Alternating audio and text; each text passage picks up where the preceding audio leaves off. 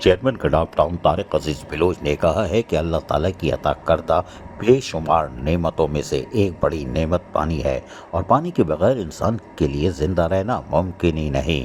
انسان کے بے شمار معاملات پانی سے ہی حل ہوتے ہیں، اور انسان کو قدم قدم پر پانی کی ضرورت پڑتی ہے، اور آنکھوں میں بھی پانی کی ضرورت پڑتی ہے۔ اگر آنکھوں میں پانی نہیں ہو تو پھر تو ہو گیا کام اور معاشرہ ختم ہو سکتا ہے، کوئی بات نہیں۔ گڈاف ٹاؤن کا ایریا بہت وسیع ہے اور زیادہ تر علاقہ دیہات پر مشتمل ہے۔ چیئرمین گڈاف ٹاؤن نے مزید کہا کہ ان علاقوں میں گڈاف ٹاؤن کے واٹر ٹینکر سے پانی سپلائی کیا جاتا ہے، اور یقینی طور پر ہم اس میں اپنا مناسب جو بھی کردار ہوتا ہے اس سے بڑھ کر ادا کرتے ہیں۔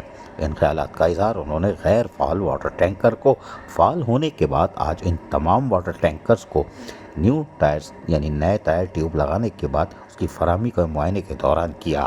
سپرنٹینڈنگ انجینئر M&E نور علی جمالی نے چیئرمین طارق عزیز بلوچ کو بتایا کہ کچھ عرصے سے پہلے سے یعنی گڈاف ٹاؤن کے علاقے شاہ مرید، گڈاف، موئیدان میں پانی کی سپلائی کرنے والے ٹینکر ناقابل استعمال تھے، کیونکہ موئیدان کا علاقہ کافی دور ہے اور یقینی طور پر ٹینکر کو کئی گھنٹے سفر کرنا پڑتا ہے آنے جانے کے لیے، اور بھاری پانی کا ٹینکر ہوتا ہے۔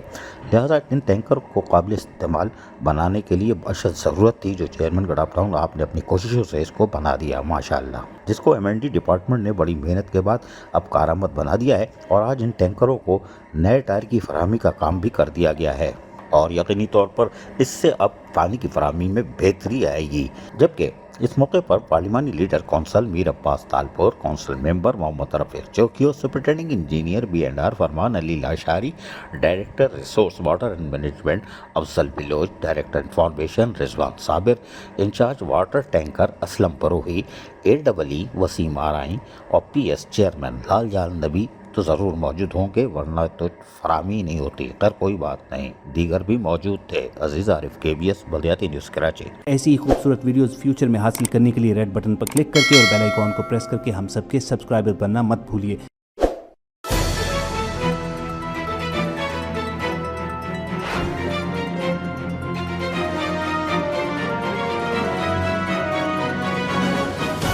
KBS بلدیاتی نیوز۔